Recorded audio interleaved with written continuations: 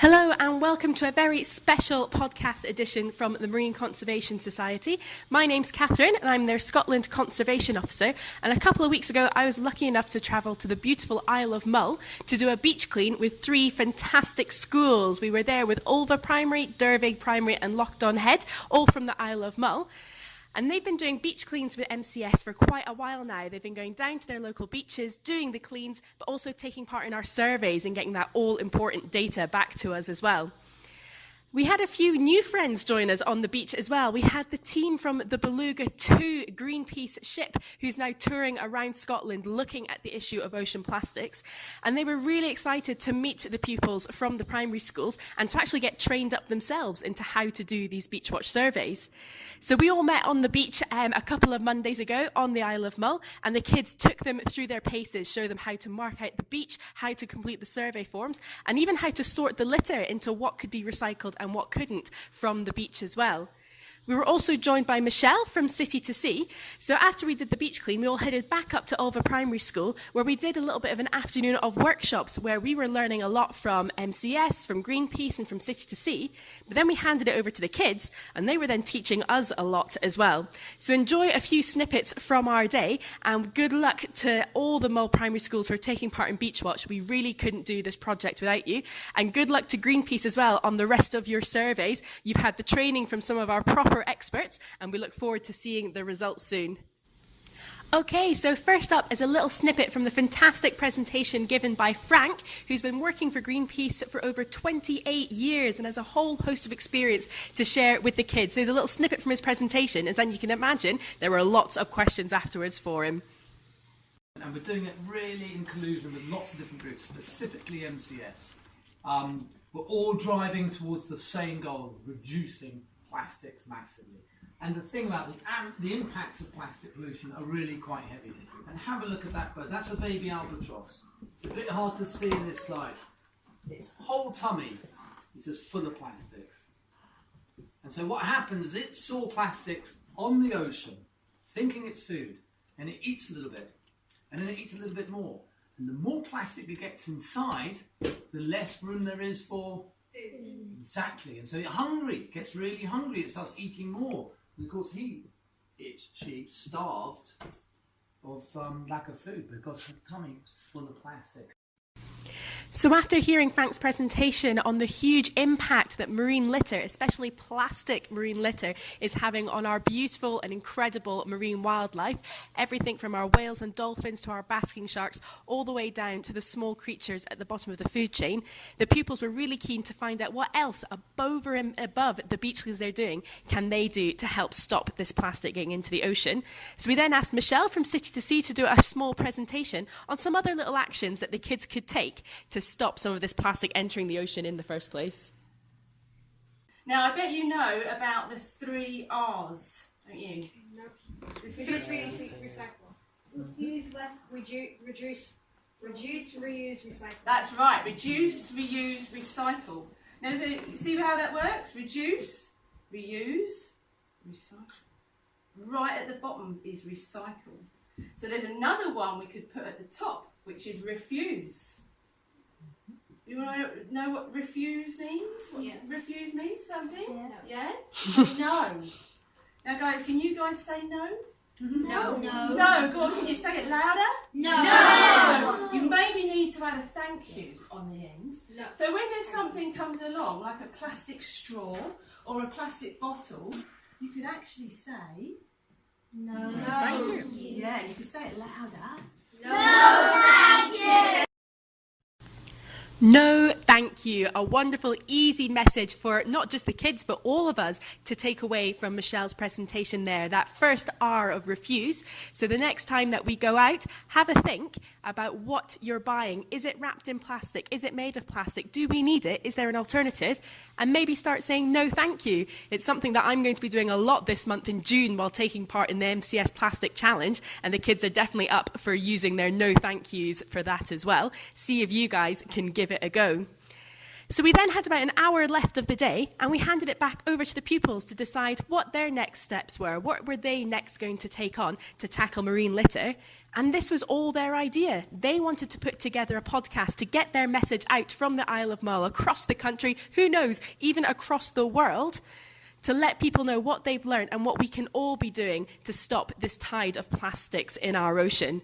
So they decided to split into 3 different teams, and they had 3 separate little news stations doing interviews between themselves on what they've learned and what they're going to be doing next. So I'm now going to be taking you back to the Isle of Mull, back to Ulva Primary, and the first news station we've got is Thunderstrike Newsflash.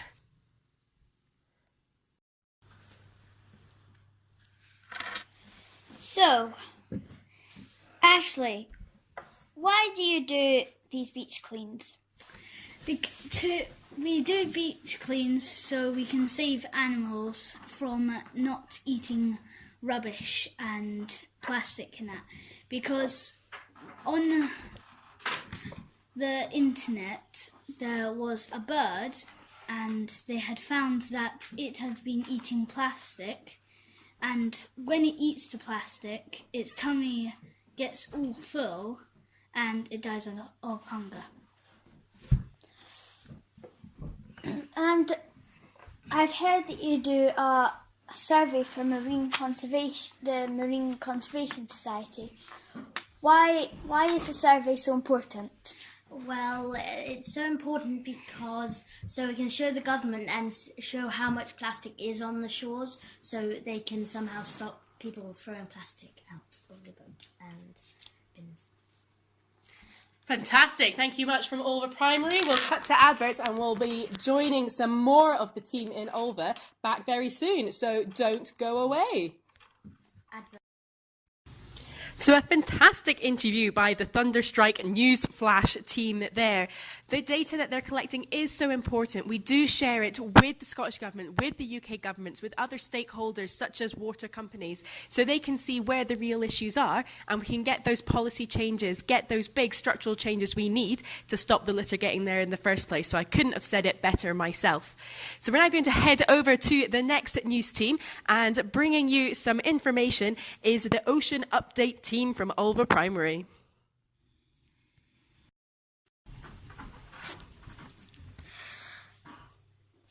What do you want to know today, young lady?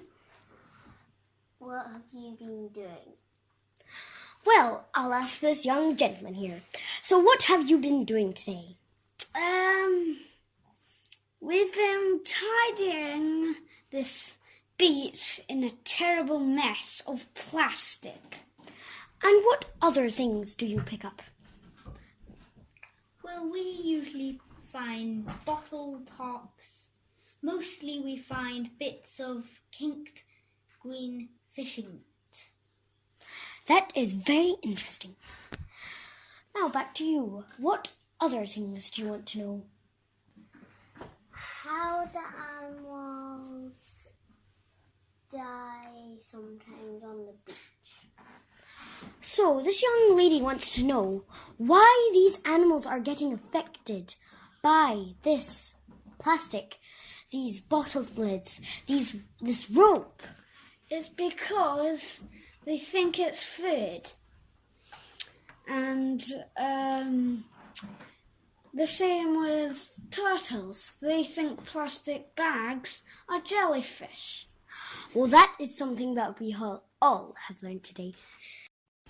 Was that something new that you learnt today as well? Unfortunately, they're right. So many of our amazing creatures that live out in the ocean are now consuming so much of the plastic waste that's in it. The example there given of turtles now mistaking jellyfish for plastic bags. So many animals are ingesting this plastic that unfortunately so many of us are just throwing away after a single use. So this is why it's so important we have pupils like those at Ulva, Derveg and Lochhead primaries taking part in Beachwatch, and all our amazing volunteers who already do it, so we can get the data back, so we can get things like the 5p carrier bag charge in place to reduce the amount that is actually being used in the first place, which will then obviously reduce the amount that could potentially end up in the ocean as well. So fantastic work highlighting that issue there, guys. We're now heading to the last news station of the day, a very aptly named News Wave.